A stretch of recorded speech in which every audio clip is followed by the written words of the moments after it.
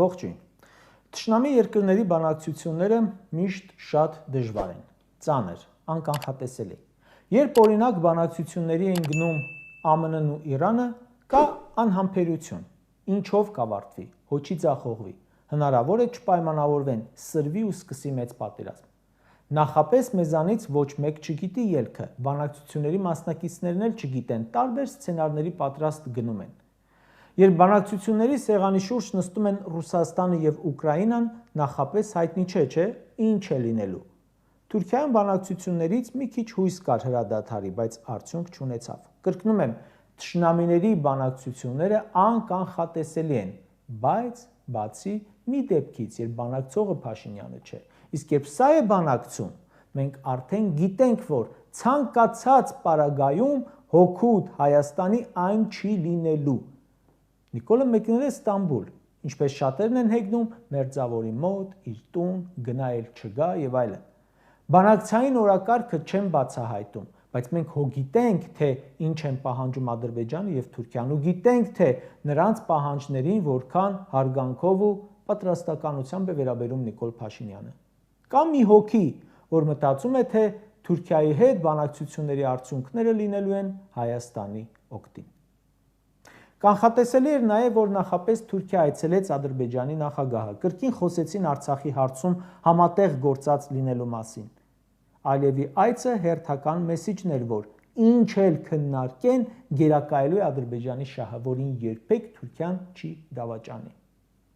Մինչ այս բազմիցս հանդիպել են արտգործնախարարները, փոխնախարարները, բանագնացները, ուրեմն ենթադրում եմ նախապես համաձայնություն տրվել է նախապայմանների կատարմանը եւ բանը հասել է այդ մակարդակով այցին։ Լեզուս չի պտտվում ասել վարչապետի մակարդակով, որովհետեւ վարչապետի մակարդակը սրանց դեպքում այսպիսի մակարդակ է։ Թուրքիայի համար կարևոր թեմա է Զանգեզուրի միջանցքը, կարևոր թեմա է հայ-թուրքական սահմանը, որի նորից սահմանագծման մասին դեռ առաջին հանդիպումներից մեկի ժամանակ թուրք բանագնացը Ռուբինյանին փոխանցել էր։ Թուրքիայի համար կարևոր թեմա է ռուս սահմանապահների հարցը, որը իրեն խոչընդոտ է։ Կարևոր թեմա է ադրբեջանցիների Հայաստանում ապրելը։ Կարևոր թեմա է հայոց ցեղասպանության հարցի մերձնումը։ Կարևոր թեմա է հայկական սփյուռքից լրիվ կտրվելը եւ այլն, ու վստահաբար սրանց հետ Նիկոլ Փաշինյանը խնդիր չունի։ Անգամ խնդիր չունի Թուրքիայի հետ նոր ու հնարավոր սահմանագծման հետ։ Նա է չէ ասում բոլոր հարևանների հետ պետք է գծենք։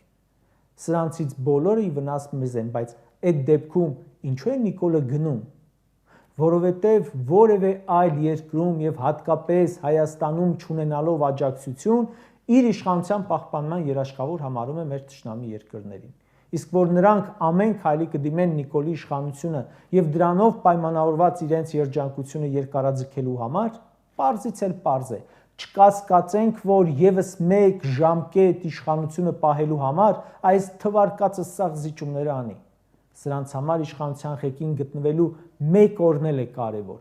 Այդ մեկ լրացուցիչ օրը նշանակում է եւս 24 ժամ ախրանա, եւս 24 ժամ պետական հարստությունից օգտվել ու գումար դիզել։ Երեք Նիկոլ Փաշինյանը ազգային ժողովում խոսում էր, ընդհանրապես այս վերջերս շատ է խոսում պետության համար նոր հեռանկարների մասին։ Այդ նոր չակերտներում հեռանկարը Թուրքիան է։ Եվրամիություն մտնելու նախագիծը ընդունել դրել են դարակը։ Հիմա էլ բացում են Թուրքիա մտնելու նախագիծը։ Երեք ասում էր իմ ասած ապագա կարգախոսը նշանակում էր նախագիծ կա ապագայի վերաբերյալ։ Էս է նախագիծը դեպի Թուրքիա։ Ու եթե տեսնում եք Էրդողանի հետ հանդիպման գնալը ողջունում են հենց այն ուժերն ու ակտիվ գործիչները, ովքեր Եվրամիություն մտնելու ջատագով էին։ Թուրքիայի մասին դեռ կխոսենք։ Այս այցը դեռ շատ է փոթորկելու մեր հասարակական կյանքը։ Հələ հանդիպումը չեղած արդեն սկսել են բողոքի ակցիաների հնարավոր մասնակիցների բերման ենթարկել ձերբակալել։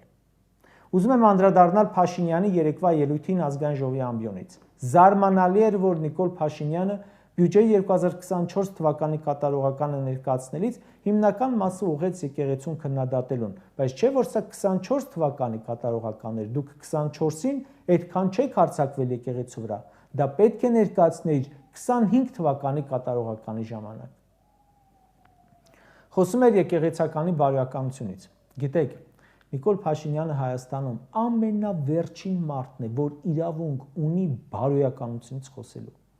Ասում է Մոմի գործի նայողը կաթողիկոսի եղբոր տղան է, ամենամեծ թեմի առաջնորդը կաթողիկոսի եղբայրն է, մյուս թեմի առաջնորդը քրոջ որդին է։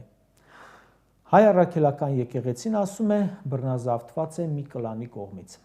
Թե եկեղեցում որ աշխատանքը ում բարեկամն է անում, կարող են այդ հարցը բարձրացնել հոգևորականները իրենց ներսում։ Եկեղեցուց դուրս գուցե էլի հավատացյալ ժողովուրդը իրավունք ունի հարց բարձրացնել, բայց արդյոք Նիկոլը իրավունք ունի։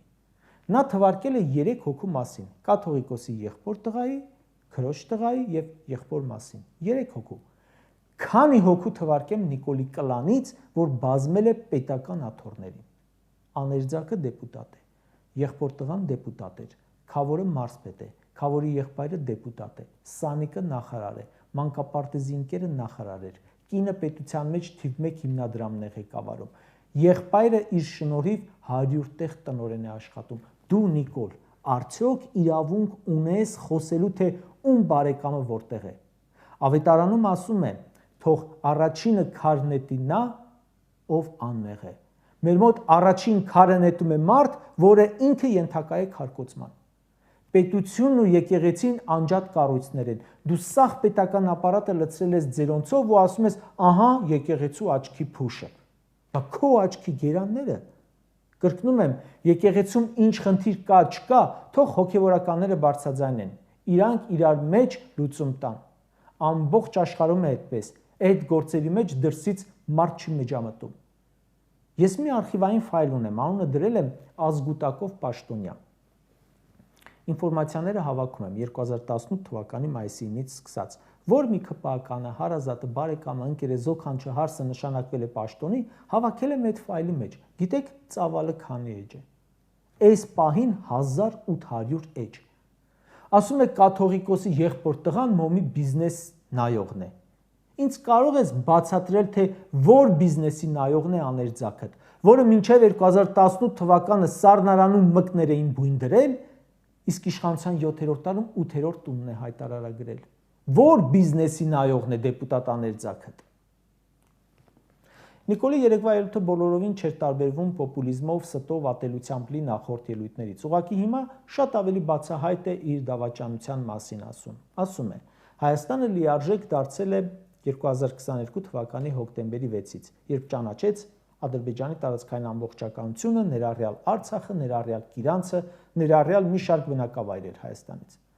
Ասում է, ինձ Հայաստանում ու դրսում ասում են, դու առաջին ղեկավարն ես, որ Արցախը ճանաչել ես Ադրբեջանի կազմում, բայց ասում է, ես էլ նայում եմ, որ ես ընդամենը ճանաչել եմ Հայաստանը։ Այս մարդու հոգին փառավորվել է փաստացի 2008 թվականի մարտի 1-ից հետո մեկել 2022 թվականի հոկտեմբերի 6-ին, երբ վերջնապես ու վերջնականապես հրաժարվել է Արցախից։ Ըստ Նիկոլի, այն ժամանակ, երբ Արցախը անկախ էր, զարգանում էր, Հայաստանը ինքնիշխան չէր, անկախ չէր։ Հիմա որ համ Հայաստանից է հանձնել, համ Արցախը ամբողջությամբ, համ միջանցք է տալիս, համ 200 քառակուսի կիլոմետր տվել է, համ 5000 զոհ է տվել, գերիներ ունի, հեսա Վրաստանի ու Իրանի մայրուղին անցնելու են Ադրբեջանի ձեռքը, երբ Թուրքի պահանջով սահմանադրություն է փոխում, թուրքերին էլ բերում է Հայաստանում բնակեցնելու, այ հիմա ինքնիշխան ենք։ Ասում եմ, մենք չենք կորցրել Արցախը, մենք գտել ենք Հայաստանը։ Ինչքան էլ իբր գեղարվեստական բառեր ասես, ձևակերպումներ տաս, իրականությունը հենց այն է, որ դու հանձնել ես Արցախը ու հիմա էլ հանձնում ես Հայաստանը։ Հայաստանի տակը դրել ես ակներ ու քշում ես Թուրքիա։ Ասում է վերջին 7 տարիների պատմությունը հաջողության պատմությունը։ Նիկոլ Փաշինյանի հաջողության պատմությունը հայկական հողերի հանձնումն է։ Սրա հաջողության պատմությունը 5000-ին եռաբլուրում հուղարկավորելն է։ Այն որ հազարավոր տղեր հաշմանդամություն են ձեռք բերել իր պատճառով, դա իր հաջողության պատմությունն է։ Այդ հաջողության պատմությունը չի ասում պետության տեսանկյունից, ասում է իր անձնական տեսակետից, իր դաչաների պատուհանից։ Այո, քո համար ձեռքբերում էր, դու հələ պաշտոնի ես այսքանից հետո, չուլանը ծախել ես, թազատուն ես առել, աներձակդ մի քանի տուն է առել, եղբայրները հաջողակ բիզնեսմեն են դարձել, կինդ գնում է Չինաստան կրթվի,